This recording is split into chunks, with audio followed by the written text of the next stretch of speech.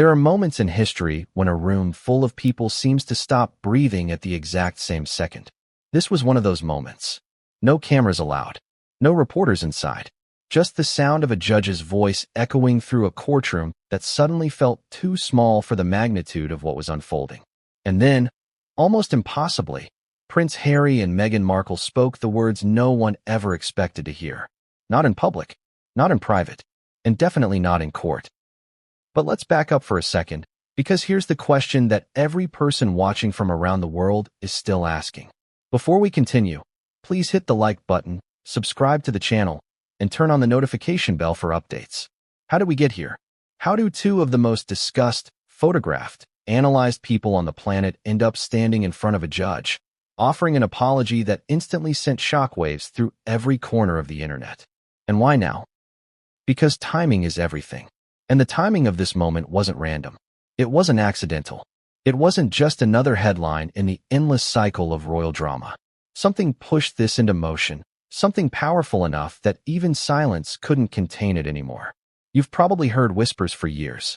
The rumors that faded, then resurfaced, then disappeared, only to come back with twice the intensity. Some people dismissed them. Others swore they were true. Most simply moved on, because in the world of royalty and celebrity, attention spans are short and scandals are plentiful. But not this time. This time, something was different. The courtroom wasn't filled with outrage or theatrics.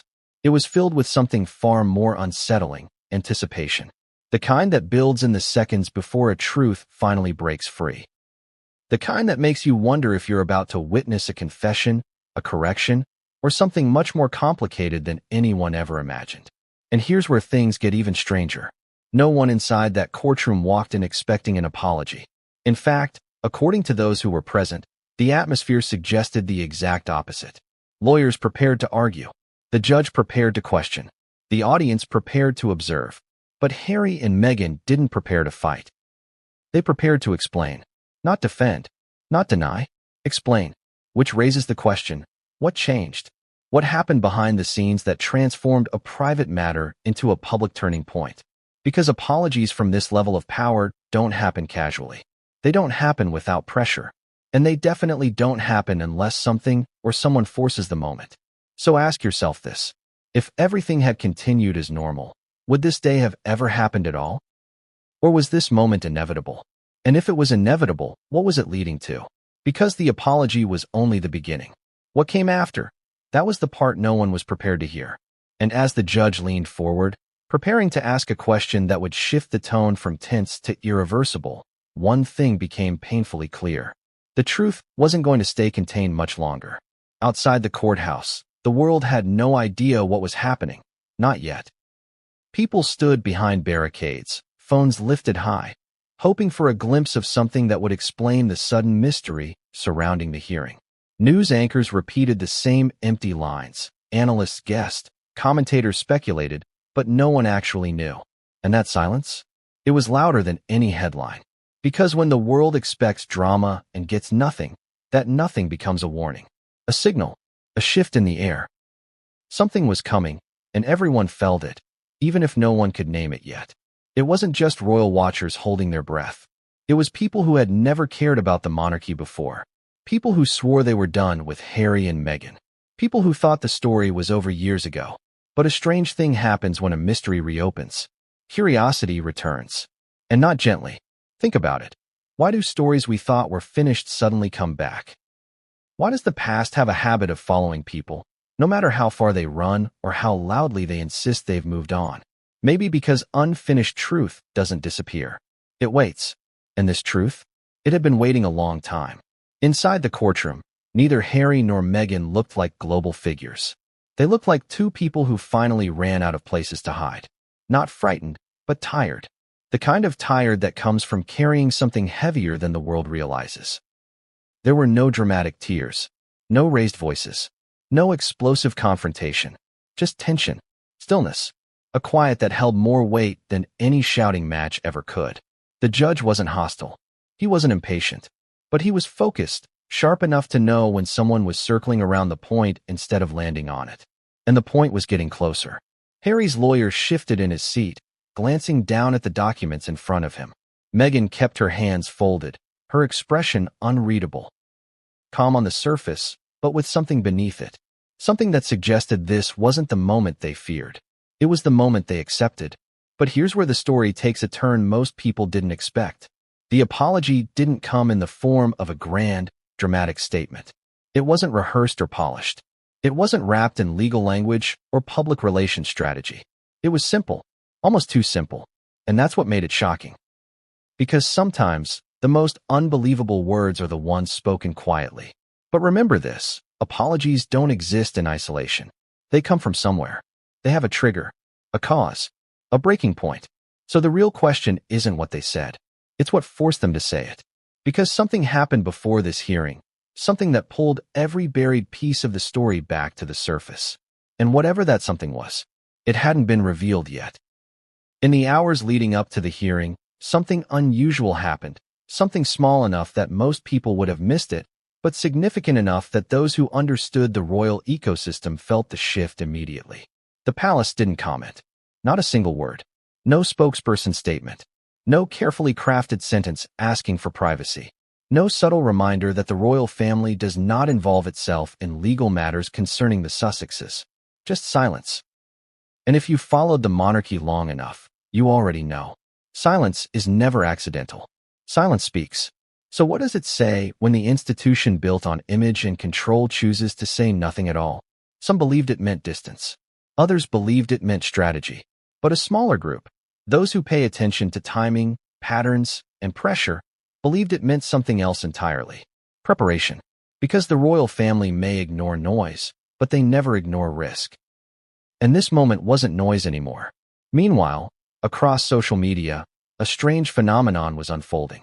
People who had spent years arguing either for or against Harry and Meghan suddenly found themselves united, not in opinion, but in confusion. What could possibly lead to an in-court apology? Was it a lawsuit? A settlement? A leaked document? A forced clarification? A parenting issue? A misinterpretation finally corrected? No theory made sense. Because apologies from high-profile figures follow patterns. Patterns built on damage control, reputation management, or legal obligation. But this apology didn't fit any recognizable category. It didn't seek favor. It didn't shift blame. It didn't demand sympathy. It simply existed. And that made it more unsettling than any dramatic scandal could have.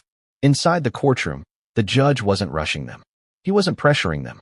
He was waiting, calmly, almost patiently, as if he already knew the moment was inevitable. Harry cleared his throat.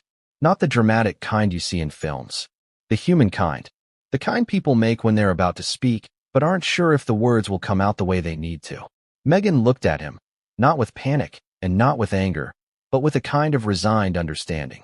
The quiet agreement of two people who knew they were crossing a line that couldn't be uncrossed. And then, without warning, the judge asked a question that shifted the energy in the room instantly. A question that wasn't confrontational, wasn't accusatory, wasn't emotional, just direct. A question that required an answer. Not tomorrow, not through lawyers, not in a carefully worded public statement, but right there, in that moment. And before anyone could fully process what was unfolding, Harry took a breath. It wasn't long. It wasn't dramatic. But it was the kind of breath people take when the truth is heavier than the consequences. Because sometimes the moment you fear isn't the moment someone demands the truth. It's the moment you can no longer avoid it. And as the room leaned into the silence that followed, one thing became unmistakably clear. Whatever they were about to say, it would change everything. It wasn't dramatic. It wasn't the kind of explosive moment tabloids dream of. It was the opposite. So restrained, so controlled, that it instantly felt more real than any headline ever printed about them. Harry didn't look at the judge when he spoke. He looked down, not at the floor, at his hands. Hands that were perfectly still, except for one small detail.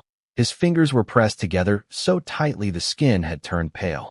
People reveal more in silence than in speeches. That was one of those moments. His voice, when it came, wasn't shaky. It wasn't breaking. It wasn't emotional in the way people expected. It was steady, almost too steady. The kind of steady that only appears when someone has repeated the same sentence in their mind 100 times before finally saying it aloud. But before any meaning could land, Before anyone could interpret what he was trying to communicate, the judge lifted a hand slightly, signaling for clarification. Not interruption, clarification. And that single gesture changed the trajectory of the room. Meghan straightened slightly, not defensively, not anxiously, but with the posture of someone who knows the moment has arrived and there's no path backward. Because once the truth enters the room is never the same again. A journalist who was seated near the back later described the silence as unnatural, as if the walls themselves were waiting, as if the air had thickened, as if everyone understood that whatever came next would not be a footnote, or a misunderstanding, or a minor correction. It would be a turning point. But here's the thing most people don't consider. Turning points don't begin when words are spoken. They begin when the possibility of those words becomes unavoidable. And that possibility had been building for years, quietly, slowly, invisibly, until it finally pushed itself into the center of the room. The judge spoke again, this time more gently, as if aware that the next sentence would carry weight far beyond the courtroom. His tone didn't accuse. It didn't corner. It simply acknowledged the moment. And for the first time since the hearing began, Meghan's expression shifted, not dramatically, but noticeably. Not fear, not regret. Something closer to acceptance. The acceptance of someone who finally realizes the moment they tried to delay has arrived anyway. Because truth doesn't expire. It waits. It waits until silence collapses. It waits until pressure outweighs protection. It waits until the cost of not speaking becomes greater than the cost of speaking. And in that instant, everyone inside the room understood one thing. They weren't witnessing a performance. They were witnessing a breaking point. A point where intention no longer mattered. Only reality did. But the most astonishing part? The apology itself still hadn't been fully spoken. Because the judge was about to ask one more question, one that no one expected, and one that would take the entire room from tense to irreversible in a matter of seconds. The judge didn't raise his voice. He didn't lean forward dramatically. He didn't tap the bench or pause for effect. His question came so calmly, so unexpectedly, that it took a few seconds for the meaning to register. And sometimes, the quietest sentences are the ones that hit the hardest. He asked whether the information surrounding the children, their birth, their identity, and the long-protected details connected to them, had been accurately represented in previous statements. Not to the media, not to the public, but to the court. A legal distinction with an entirely different weight. Harry didn't answer immediately. It wasn't hesitation. It wasn't defiance. It was something deeper, like the realization that the moment he'd been bracing for had finally taken shape in front of him. Meghan's gaze shifted downward, not as avoidance, but as acknowledgement. The kind of acknowledgement that only appears when a truth has stopped being theoretical and has become unavoidable. Because this wasn't about rumors anymore. This was about record. And record lives forever. A faint rustle moved through the room. Papers shifting, someone adjusting in their seat, the soft scrape of a chair leg against the floor. Small sounds, but amplified in a space where everything else had gone still. No one dared move too much. No one dared breathe too loudly. No one wanted to be the person who broke the moment. Harry finally lifted his head, not abruptly, not dramatically, but slowly, like someone arriving at a decision that didn't feel forced, just inevitable. He didn't look at Meghan. He didn't look at the audience. He looked at the judge. And for a brief second, something unspoken passed between them. Not agreement, not conflict, but understanding. Because there are truths people hide out of fear. And then there are truths people hide out of protection. The courtroom wasn't trying to determine which category this belonged to. It was trying to determine whether the truth had been withheld at all. Outside, reporters continued filling airtime with guesses, unaware that the moment they were waiting for wasn't dramatic. It was quiet. Life-changing moments rarely arrive with fireworks. They arrive with sentences no one can take back. The judge asked the question again, this time not because he needed to, but because the law required the moment to be clear. Harry exhaled, not loudly, but with the kind of breath that comes from someone finally surrendering to what they can no longer delay. And then he answered, not with a speech, not with a justification, with a single sentence. A sentence so brief the court recorder barely had time to capture it. But the meaning behind it, the weight of it, was enough to send a shock through every person in the room. Because in that moment, everything changed. Not publicly. Not globally. Not yet.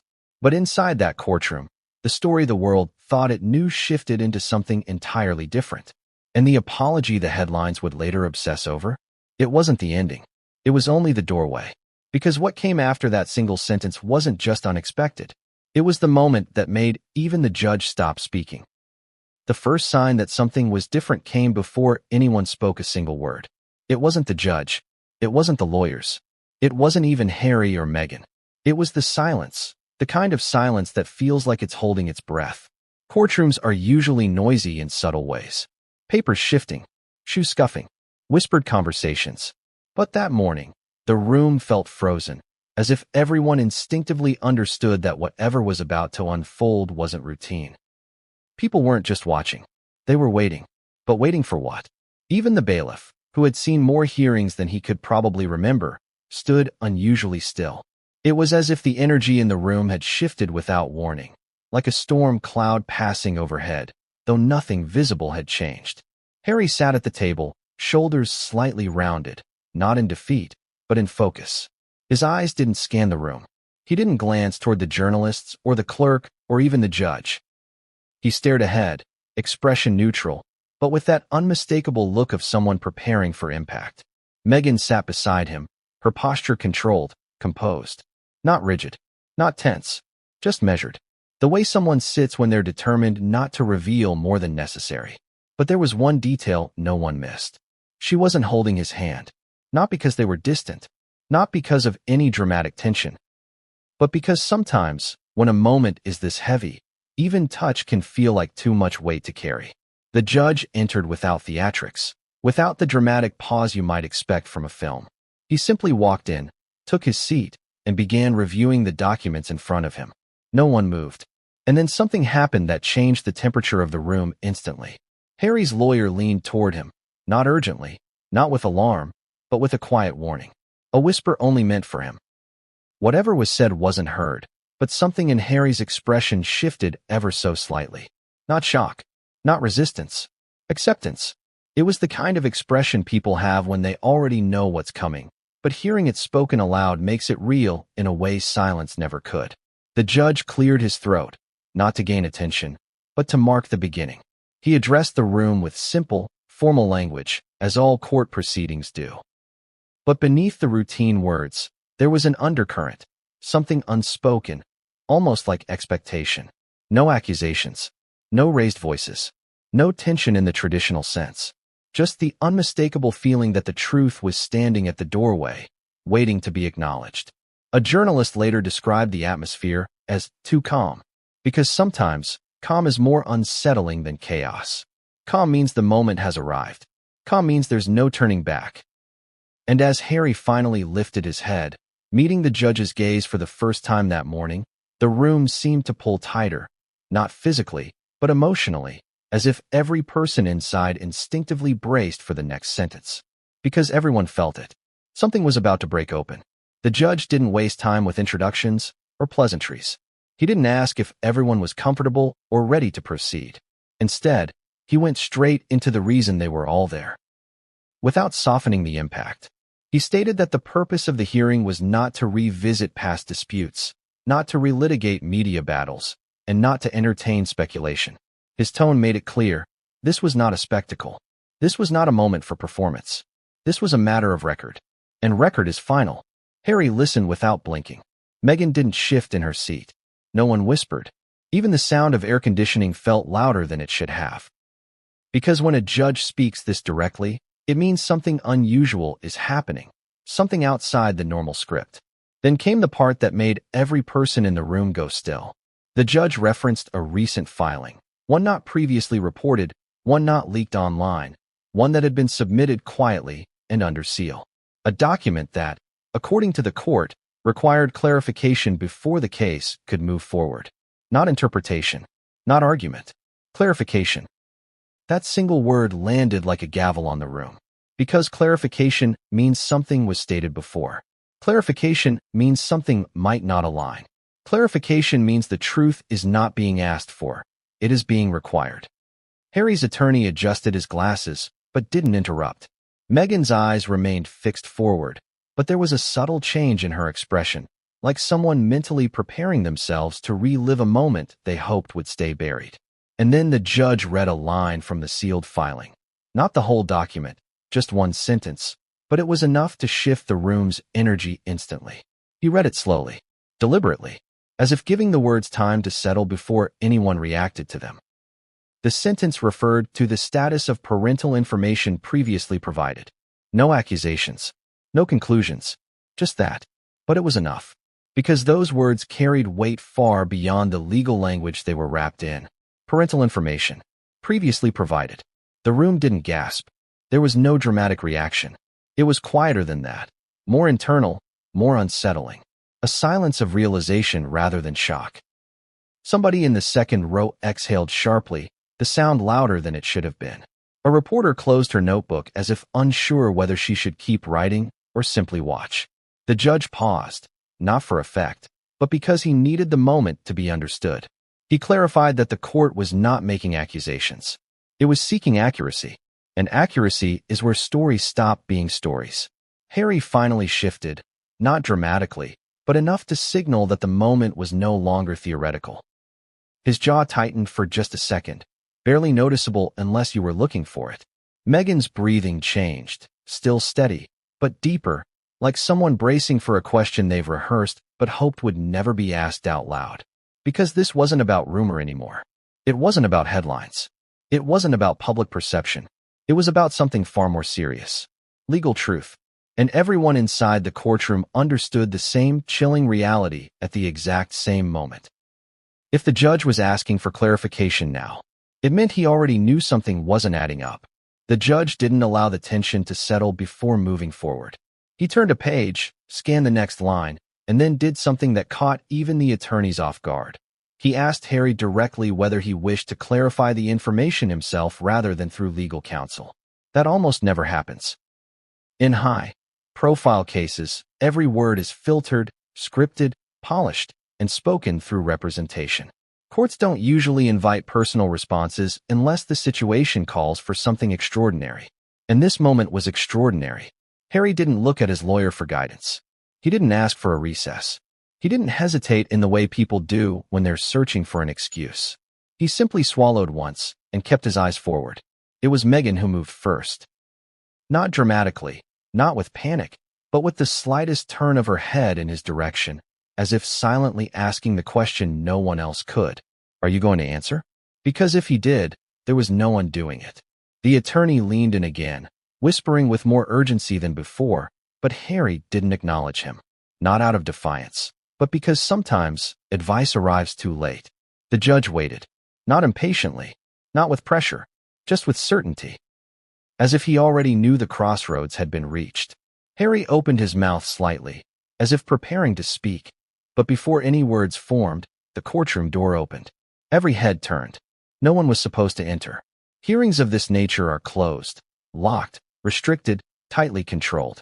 So when a clerk stepped inside carrying a thin folder with a red seal, the room shifted again. Not dramatically, but unmistakably. The judge paused, allowing the clerk to approach. The folder was handed to him without a word. He didn't open it immediately. Instead, he studied the seal, recognizing it, processing it, and only then breaking it with deliberate precision. Meghan's posture changed for the first time. Her back straightened, her shoulders tensed, not visibly, but subtly, the way someone reacts when something they thought was distant suddenly appears in the room. Harry blinked slowly, a single delayed reaction that said more than any expression could have. Because sealed documents are not routine. Sealed documents delivered mid-hearing are even less routine. But sealed documents that require immediate attention? That means something new has entered the conversation. Something no one was prepared for. The judge reviewed the contents without commentary. His expression didn't change, but the energy in the room did, like the quiet before a power outage, when everyone senses something is about to shift. He closed the folder, placed it on the bench. And then, in a tone even calmer than before, he addressed both Harry and Meghan, not as public figures, not as symbols, but as individuals. He stated that the document introduced additional material relevant to the clarification already requested. No details, no explanation, just that. but it was enough to make every person in the room realize the same unsettling truth. The hearing was no longer about what the couple chose to reveal. It was about what the court already knew. The judge lifted his eyes from the bench, and the room seemed to tighten around the silence. He didn't raise his voice. He didn't sound surprised. If anything, the calm in his tone made the moment even more unnerving. He stated that based on the new material submitted, the court required verbal clarification, not written, not deferred, not delayed. The wording was intentional. The timing was intentional. The message was unmistakable. There would be no waiting. Harry's attorney cleared his throat, preparing to intervene, but the judge held up a hand, not abruptly, just firmly enough to signal that the opportunity for legal buffering had passed. This wasn't a negotiation. This was a pivot. Meghan inhaled slowly, the kind of breath people take when they're trying not to react, even though something inside them already has. Her eyes didn't widen. Her expression didn't break. But her stillness changed, not the external kind, the internal kind. The kind that says, "This is the moment we hoped wouldn't come." Harry didn't move at all. Not a shift. Not a flinch. Just a long, controlled blink, like someone mentally stepping into a place they never intended to visit again. The judge's next question was short, direct, and devastatingly precise. He asked whether the newly submitted material contradicted any previous information provided to the court regarding the children. Not to the media, not to the public conversation, to the court. The distinction echoed in the silence. Contradicted, not clarified, not expanded. Contradicted. The word hit the room differently than anything before it. Because contradiction isn't about misunderstanding, it's about conflict. It means something can't be true in two places at once. It means something doesn't match. Harry's attorney finally stood, asking to review the new document before any response was given, but the judge denied the request, calmly, respectfully, but definitively. He explained that the document had already been reviewed by the court in advance. Meaning one thing, this moment was not spontaneous. It was planned, prepared, arranged before Harry and Meghan even entered the room. Meghan shifted her gaze toward the folder, not directly, but briefly, as if she could feel its presence without needing to see inside. Her hands, still folded neatly, tightened just slightly. No trembling, just pressure. Harry's jaw clenched for half a second, the only visible reaction he allowed. He didn't ask what was in the document. He didn't demand to see it, because sometimes people don't need to read the page to know what it contains. The judge waited again, not impatiently, but with the quiet patience of someone who already knows the answer but needs it spoken aloud.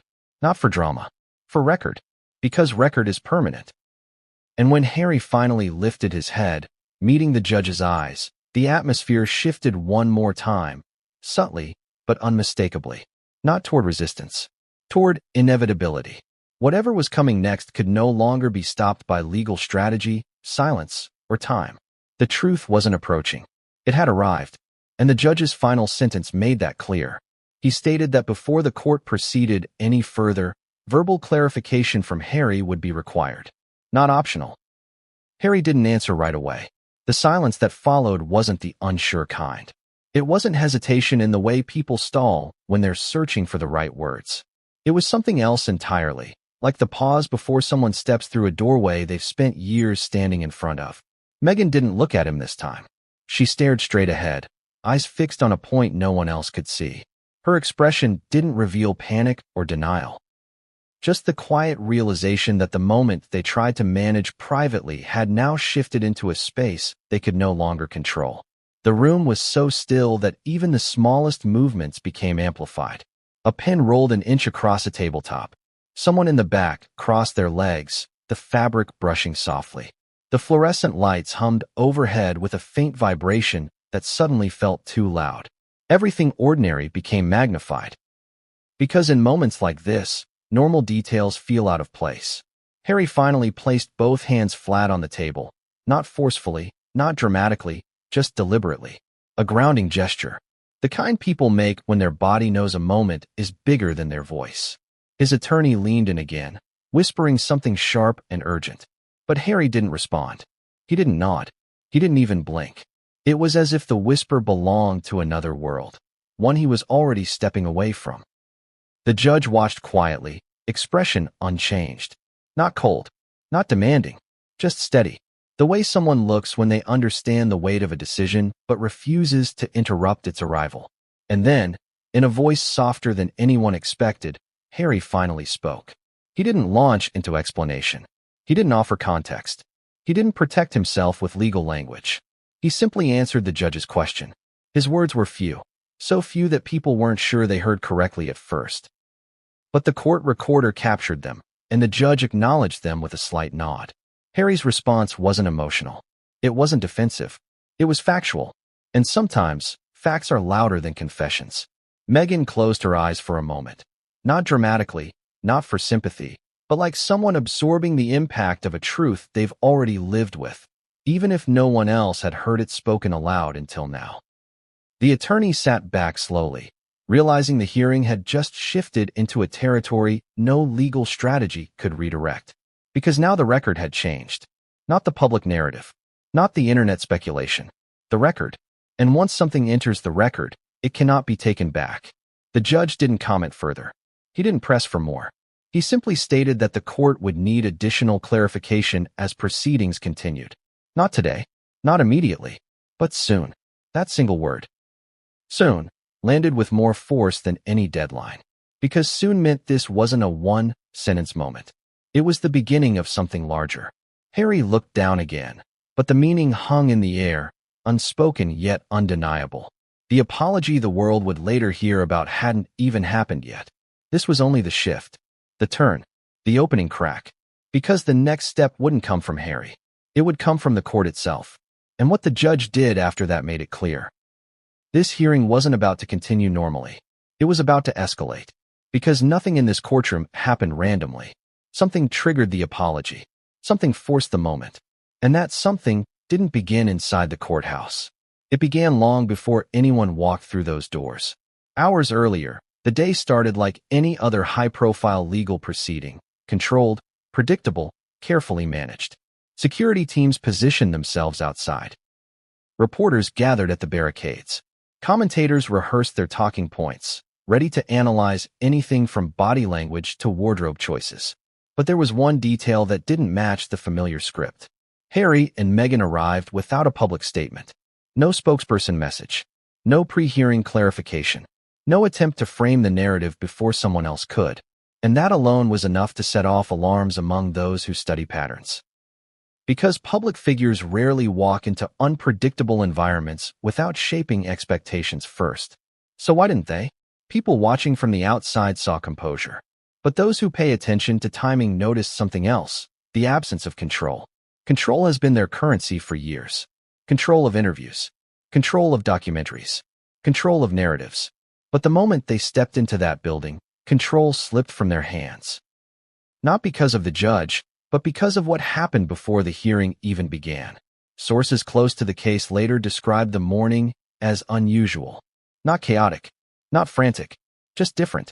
A meeting that ran longer than expected. A document delivered earlier than scheduled. A sudden request for privacy the court didn't normally receive. Small details. But small details become earthquakes in the right context. Inside the courthouse, staff members noticed a change too.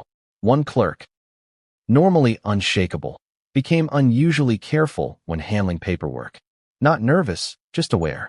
Like someone who knows the pages they're touching carry weight far beyond administrative routine. Even the hallway outside the courtroom felt different. People walked slower. Voices dropped lower. There was no idle chatter, only quiet observation. As if everyone had been warned without words. Something is coming. But the most telling shift happened not in the courthouse, but hours earlier. When the legal team for the opposing side received notification that the sealed document was being moved forward on the calendar. It wasn't delayed. It was accelerated. An acceleration in legal proceedings is never random. It means urgency. It means new information. It means the timeline changed because the truth can't wait. By the time Harry and Meghan took their seats, the hearing wasn't about possibilities anymore. It was about evidence. Not public speculation. Not online theories. Evidence.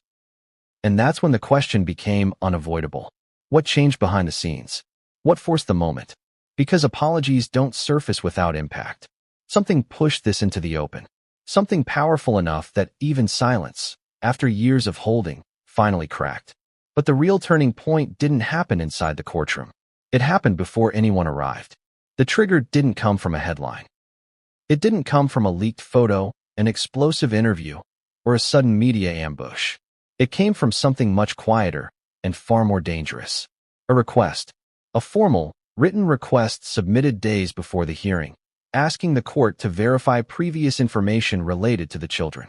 Not challenge it, not dispute it, verify it. And verification is a word that changes everything. Because when a court verifies something, it requires proof, not statements, not assumptions, not public belief. Proof. That request was the first domino. It didn't accuse Harry or Meghan of anything. It didn't imply wrongdoing. But it forced the legal system to do what the public could never do. Ask questions that required answers. Real answers. The kind that cannot be avoided once they're asked. Behind the scenes, the request triggered a process. One that began quietly and moved quickly. Records were reviewed. Timelines were checked. Communications were examined. Not for scandal, but for consistency. And somewhere in that review, something didn't align. Not dramatically, not explosively, just enough to raise the most dangerous word in the legal world. Clarification. Because clarification is the bridge between silence and truth. Once it appears, the process cannot be stopped. Harry's legal team was informed. A meeting was scheduled, not an emergency meeting. Just one of those calm, professional sessions where everything is spoken politely, but every person in the room knows the stakes without saying them aloud. People present later described the atmosphere as controlled but tense. No raised voices. No panic. Just the unmistakable awareness that a line had been crossed, not publicly, but procedurally. And that kind of line is permanent. Meanwhile, Meghan remained composed through every step. According to those familiar with the timeline, she didn't push back. She didn't argue. She listened. Not because she agreed. Because she understood. There's a difference. Harry, on the other hand, stayed quiet, not withdrawn, just processing. The kind of silence people have when they're not shocked, but tired of holding something that refuses to stay hidden.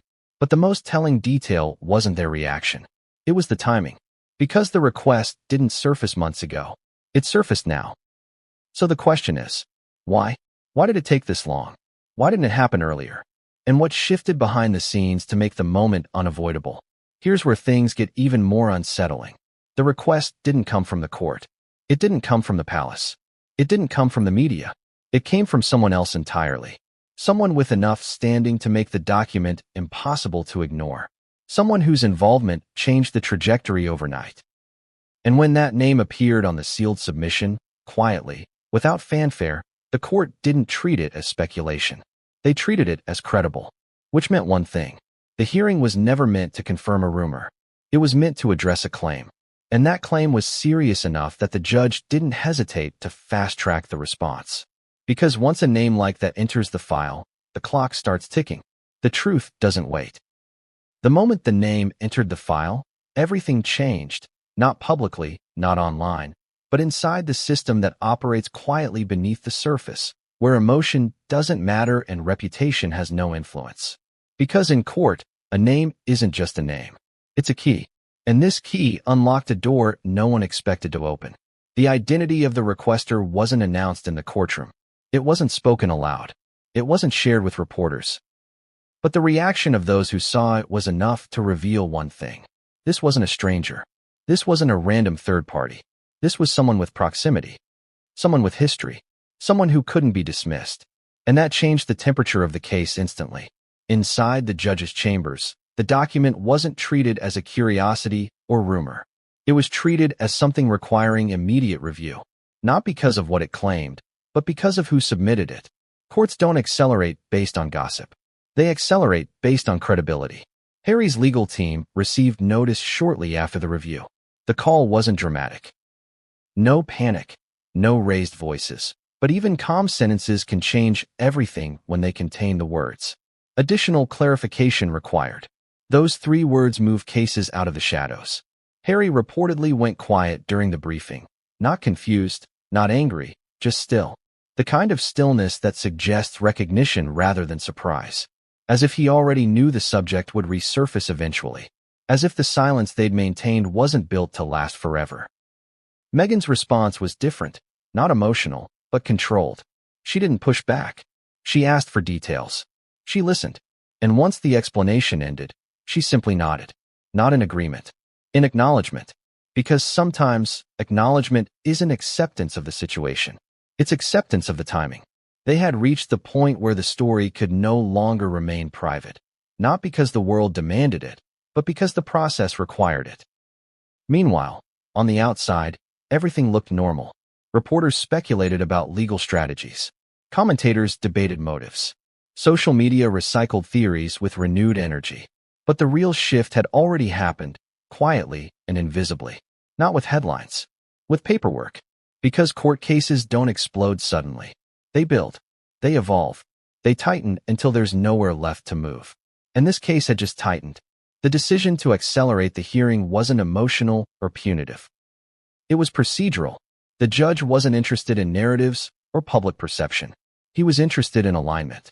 Do the statements match the records? Do the records match the testimony? Does the information remain consistent? If the answer is yes, the issue disappears. If the answer is no, the issue becomes unavoidable. By the time Harry and Meghan arrived at the courthouse, the path had already been set. Nothing they said outside the building could change what would be asked inside it. They weren't walking into a hearing. They were walking into a moment that had been waiting for them. Because once a sealed document enters the system with a credible name attached to it, there is only one possible outcome. The truth must be addressed. The action didn't come in the form of a dramatic court order or sudden accusation. It came in the most understated way possible. An internal notice sent quietly through the system, informing all relevant parties that new information had been officially entered into the record. No headlines. No leaks. No warning. Just a single update that changed the direction of the case.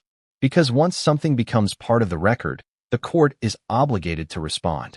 Not eventually. Immediately. Harry's legal team received the notification first. The email was brief, just a few lines, but the meaning behind it was unmistakable. They requested an urgent meeting that same afternoon, and though no one raised their voice, the room carried the kind of controlled intensity found only in situations where the stakes are too high for emotion. One person familiar with the discussion later described it like this. It wasn't panic. It was calculation. Everyone understood what the next steps meant, even if no one wanted to say it out loud. Meghan didn't attend that meeting. She waited elsewhere, removed from the legal details, but not from the weight of the moment.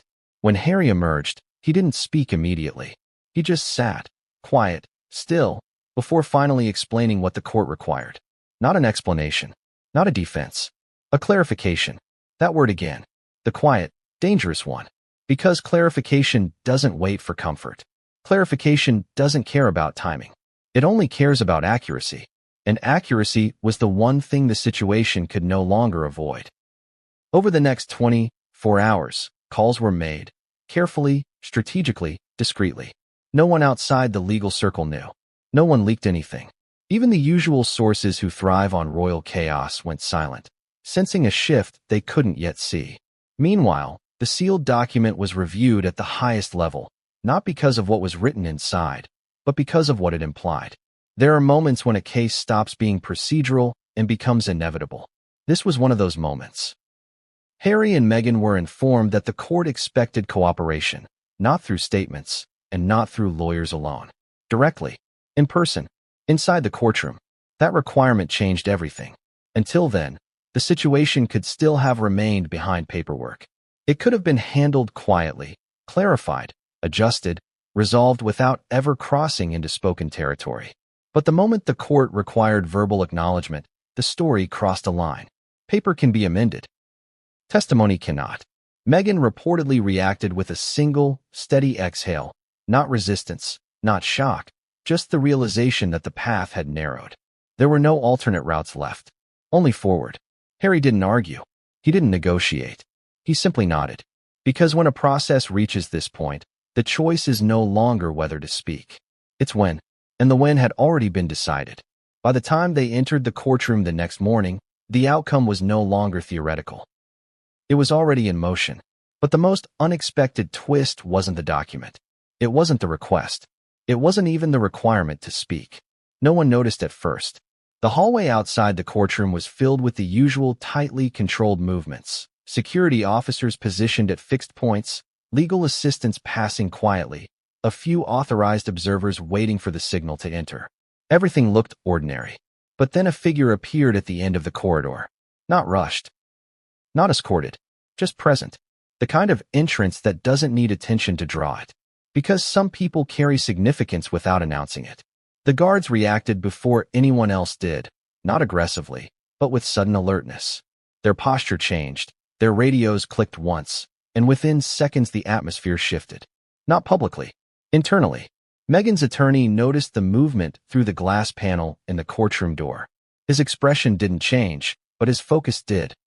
Sharpening instantly, as if he recognized the silhouette without needing to see the face. Harry didn't turn.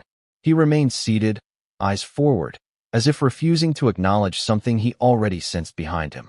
The judge hadn't entered yet, so the room remained still, waiting, unaware that the energy outside had transformed. A court officer stepped toward the approaching figure, speaking in a low, controlled tone. Whatever was said didn't slow the person down. They nodded once and continued walking, presenting a badge that removed every barrier instantly. No questions, no hesitation. Authorized. Completely. Meghan finally reacted, not dramatically, but with a slight tilt of her head. Her eyes flicked toward the door for just a fraction of a second, then returned forward. It was the smallest movement she'd made all morning, but it carried meaning. She knew who it was. Harry's grip on the edge of the table tightened. Not enough for anyone to notice unless they were watching closely, but enough to reveal what words couldn't. This arrival was not expected. Or worse. It was expected, but not today.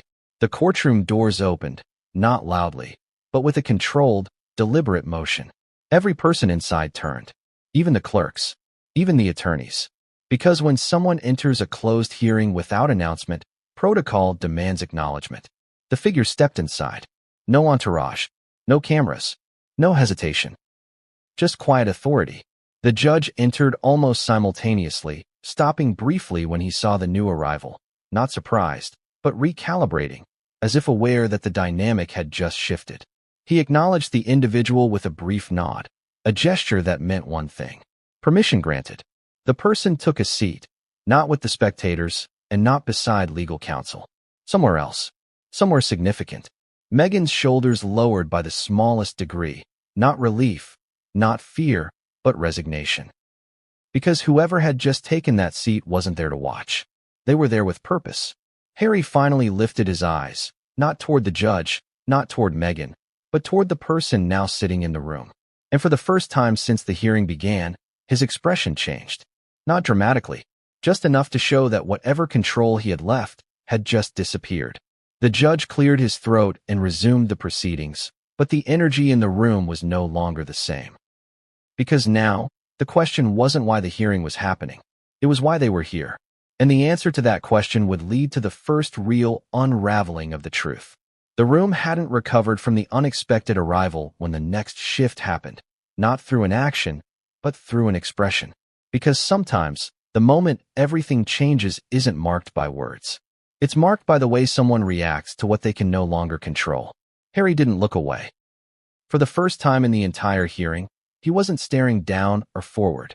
His focus was fixed, locked onto the person who had just taken a seat. Not with anger, not with fear, but with the unmistakable recognition of someone who knows the past has finally caught up. Meghan, however, didn't look at the arrival again. She kept her eyes on the bench, her posture impossibly still. But stillness doesn't always mean calm. Sometimes it means calculation. Sometimes it means bracing. Sometimes it means the moment a person stops trying to manage the outcome and starts preparing for the impact. The judge resumed the proceedings as if nothing had changed. But everyone knew something had. He began reviewing the purpose of the hearing. Again, not because the court needed clarity, but because the room did. The unexpected presence had shifted the psychological balance. A reminder that this wasn't just a legal moment. It was a personal one. The judge repeated that the hearing was not about accusation, punishment, or judgment. It was about clarification. But now, with the new arrival seated silently in the second row, The word clarification no longer felt procedural. It felt inevitable. The attorneys on each side exchanged brief, subtle glances, communication without language. They weren't confused about who the person was. They were concerned about why they were here. Because closed hearings don't include unannounced observers. Unless their presence is relevant, directly relevant. The air inside the room shifted again, and the change wasn't dramatic. It was quiet, internal, like the tightening of a thread. The moment when tension stops building and starts waiting. The judge then addressed Harry and Meghan with a tone that had shifted, barely, but noticeably. Not warmer, not colder, just more precise, as if every word now carried legal weight far beyond the surface. He stated that before proceeding further, the court required confirmation that all previously submitted information regarding the children was complete and accurate to the best of their knowledge at the time it was provided. A simple sentence, a devastating one, because the phrase "at the time it was provided" does something dangerous. It allows for change of understanding, change of circumstance, change of truth. Harry swallowed once, staring ahead. Not at the judge, not at the attorneys, not at Meghan. At the person behind him. The one who hadn't said a word. The one whose presence alone had changed the direction of the hearing. Meghan finally shifted, only slightly, but enough to reveal that her stillness wasn't calm anymore. It was pressure. The judge waited for their response. No one spoke. Not Harry, not Meghan, not even the attorneys. Because sometimes silence isn't avoidance. Sometimes silence is acknowledgement. The kind that confirms more than words ever could. But the moment wasn't allowed to sit for long. Not later. Not through filings. Here. Now. Harry's attorney straightened in his seat, preparing to request a pause, but the judge continued before he could speak. His tone remained steady, almost gentle, which somehow made the moment even heavier. The court was not suggesting wrongdoing, he clarified. It was ensuring accuracy. Just that. But accuracy, in this room, had become the most dangerous word of all. Meghan's hands, still folded neatly in front of her, tightened just enough that her knuckles paled. It wasn't fear. It wasn't shock. It was the reflex of someone who has just reached the point where silence is no longer protective. It's simply delaying what can't be avoided. Harry sat motionless, but his breathing changed. Slow, controlled, the kind of inhale people take when they know they're seconds away from speaking a truth they've repeated privately for years, but never publicly. Then the judge shifted to something no one expected. He stated that the court had reviewed historical documents connected to the matter, files that predated the current case entirely, records that had been sealed long before this hearing was ever scheduled. That sentence changed the atmosphere instantly. Because history is harder to outrun than rumor. Meghan blinked once, slowly, as if absorbing the impact of the words she had never planned to hear spoken in a courtroom. Harry lowered his gaze again. Not to hide, but like someone acknowledging a reality that had finally surfaced. The unexpected arrival in the second row didn't move, didn't react, didn't break eye contact with the front of the room. Their presence had already reshaped the energy, without a single word spoken. And that silence left the attorneys with no room to maneuver. The judge continued, explaining that the purpose of the hearing was not to determine parentage, not to challenge family relationships, not to intrude on private matters, but to ensure that no discrepancies existed within the court's records. That distinction mattered. It changed everything. Because this wasn't about proving something. It was about aligning something. A correction, not a revelation. A clarification, not an accusation. But clarification can still unravel a story. The judge then asked a question that made the room tighten all over again. Calm, simple, but impossible to ignore. He asked whether Harry and Meghan wished to provide context before the court addressed the newly submitted material directly. Not if they could, if they wished. Choice, offered right before choice disappears. Harry didn't respond immediately. He looked at Meghan, not for approval, not for instruction, for confirmation. And the look that passed between them wasn't dramatic. It was resigned. The kind of look two people share when they both know the moment they've been avoiding has arrived. And there's no strategy left except honesty. The judge waited. The room waited. Even time seemed to wait. And then Harry straightened in his seat, not in defiance, but in acceptance. Harry exhaled slowly, a deliberate motion that seemed to release years of tension all at once. The courtroom felt heavier in that instant, as if every person inside realized the boundaries of the hearing had shifted irreversibly. This wasn't a casual clarification anymore. The process had moved from procedural to personal, and the atmosphere changed with it.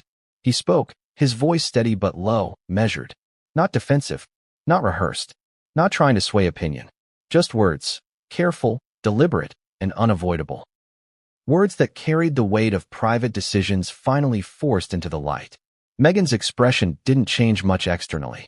She remained seated upright, hands still folded in front of her, but the subtle tension in her shoulders revealed the internal weight she carried. She was watching him, not to judge, but to align, to silently share the understanding that whatever was coming next could not be avoided. The judge listened, taking minimal notes, his calm composure making the couple's words stand out even more. He wasn't reacting. He was observing, cataloging, ensuring the record reflected accuracy without interference. This kind of impartiality made every syllable spoken feel heavier. The room had become a pressure chamber, each second elongating with suspense. Outside the courtroom, the world remained unaware of the gravity inside. Reporters speculated based on rumors, analysts debated possible outcomes, and social media buzzed with theories, none of which captured the calculated intensity unfolding behind those closed doors. The courtroom didn't need an audience. It only needed truth. Harry's words, while brief, acknowledged details that had been deliberately withheld, not maliciously, but out of a desire to protect. The phrasing was careful, cautious, precise. It hinted at complexity without spelling it out completely. Every carefully chosen term weighed heavily on the record, carrying implications far beyond the hearing. Meghan's turn came next, though she didn't speak immediately. She waited, exhaling subtly, composing herself. When she finally did, her voice carried a calm authority, revealing a mix of accountability and explanation. It wasn't defensive, it wasn't accusatory, it was direct, methodical. Her statements complemented Harry's, filling gaps, clarifying intent, but never veering into justification. Every word landed with its own gravity.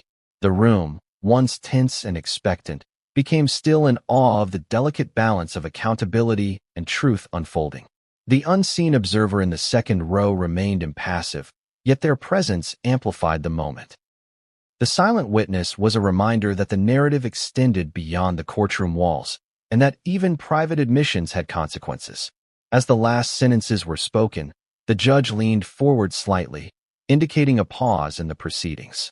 The subtle gesture wasn't dramatic, but it held weight, the kind of weight that makes everyone in the room realize the next step will reshape the context entirely. Harry and Meghan had answered the immediate questions, but the record was now active, and what came next would demand action, not words. The tension didn't dissipate. In fact, it intensified. Every person in the room understood that the hearing was far from over. Statements had been made, truths acknowledged, and a new reality established, one that could not be reversed or ignored. The quiet weight of the record pressed against the walls, against the floor, against everyone present. The judge's next words didn't rise in volume, but they carried the authority of inevitability. He reminded Harry and Meghan that the court required not only verbal clarification, but also alignment between their statements and the newly submitted documents. Every word, every nuance, every hesitation would now become part of the official record. Harry shifted slightly in his seat. Not out of nervousness, but from the sheer weight of knowing that every syllable he uttered would have consequences far beyond the walls of the courtroom. Meghan's hands tightened again around her clasped fingers.